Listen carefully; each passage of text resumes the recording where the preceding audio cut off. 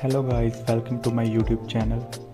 Today we will talk about how we can search anything in our PC with a very simple method.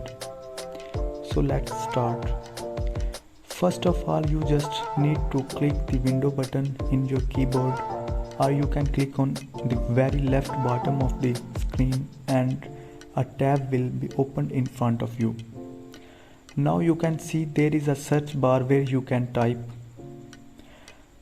So let's type something that you want to search. For example, if we want to search any setting, just type the setting name.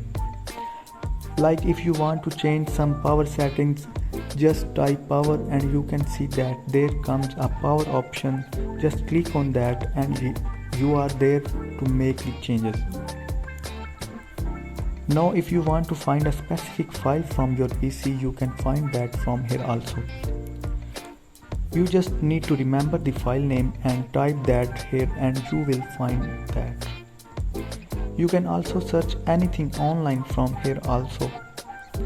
Let's suppose you want to search some news, just type news here and there will be an option for web search. Just click on that and you will find that too. So that is a very simple and useful method for you to find things. Thank you guys.